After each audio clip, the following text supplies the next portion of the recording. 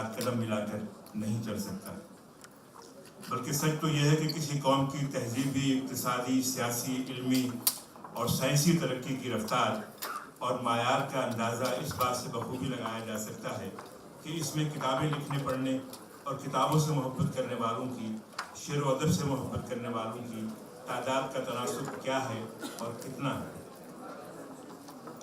شعر و ادب اور لٹریچر کے بغیر کوئی بھی شخص سائنس، ٹیکنالوجی، معاشیات اور دیگر علوم کا علم حاصل نہیں کر سکتا۔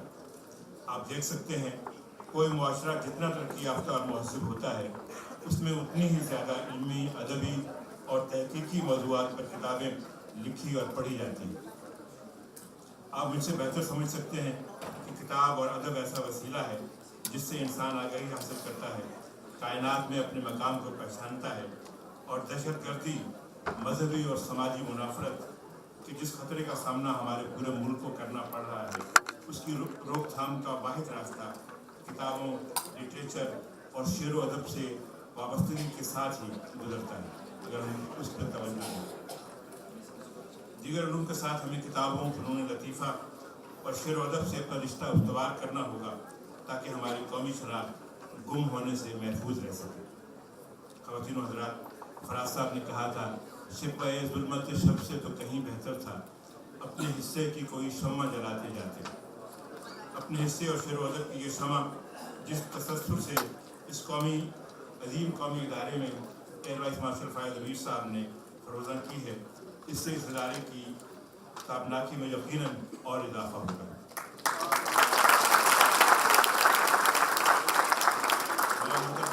قاضی صاحبہ کا خصوصیت کے ساتھ اور ان کے معاونوں جناب عزیز مبین جمشید، شمارت جاوید، محمد انصر صاحب، احسان اقبال صاحب، کیپٹن ساجد ملک سمیت اس پوری ٹیم کا، آئی ٹی کے دوستوں کا، سبھی کا شکریہ ادا کرتا ہوں جنہوں نے اسکول پاکستان مشاعرے کے انتظام و انصرام میں کئی دنوں سے دن رات کام کیا، اور یہ سب انہی کی وجہ سے ممکن ہوا کہ ملک کے نامور اور پوری دنیا میں چاہے جانے والے شعراء محترم جو ملک کے چاروں صوبوں اور آزاد کشمیر سے یہاں تشریف لائے ہیں، یہاں موجود ہیں۔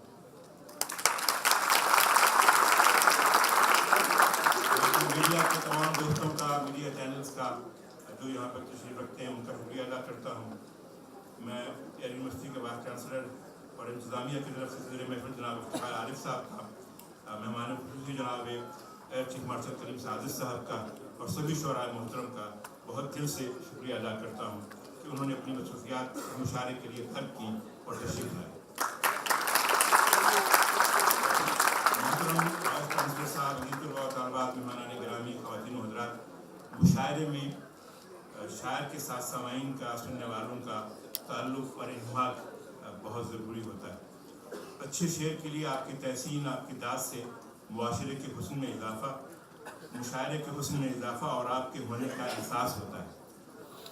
میری خواہش اور تمنا ہے کہ گزشتہ سال کے مشاعرے کی طرح یہ مشاعرہ بھی آپ کو بہت یاد رہے، اور آخر میں بہت محبت کے ساتھ آپ کو یہ بتانا بھی ضروری ہے کہ مشاعرے کی ایک تہذیب ہوتی ہے۔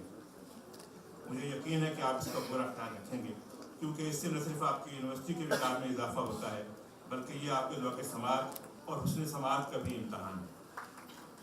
جس طرح پابندی وقت کے ساتھ مشاعرہ آغاز ہوا، اسے ہم انشاءاللہ اسی اسپرٹ کے ساتھ 7:30 بجے تک ہم اسے ختم بھی کریں گے ضرور انشاءاللہ۔ تم اپنی فکر کو بے شک اڑان میں رکھنا، تم اپنی فکر کو بے شک اڑان میں رکھنا، زمین بوس عمارت بھی دھیان میں رکھنا، زمین بوس عمارت بھی دھیان میں رکھنا، نگاہ پڑھنے نہ پائے یتیم بچوں کی، نگاہ پڑھنے نہ پائے یتیم بچوں کی، ذرا چھپا کے کھلونے دکان میں رکھنا۔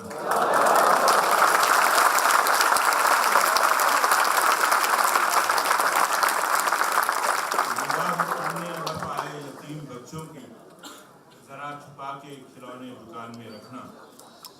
اور ہمیں تو اہل سیاست نے یہ بتایا ہے، ہمیں تو اہل سیاست نے یہ بتایا ہے، کسی کا تیر کسی کی کمان میں رکھنا۔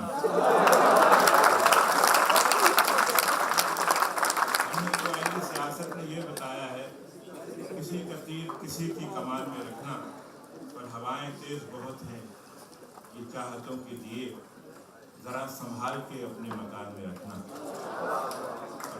कि जदीद अहद के मकरूज हैं मेरे बच्चे, जदीद अहद के मकरूज हैं मेरे बच्चे, मेरे खुदा इन्हें अपनी अमान में रखना। जदीद अहद के मकरूज हैं मेरे बच्चे, मेरे खुदा इन्हें अपनी अमान में रखना। और आखिरी शेर है, मक्ता है कि तुम्हारा रंगे सुखन कोई भी रहे महबूब, गज़ल का जायका अपनी जुबान में रखना। कोई भी रहे महबूब, गज़ल का जायका अपनी जुबान में रखना।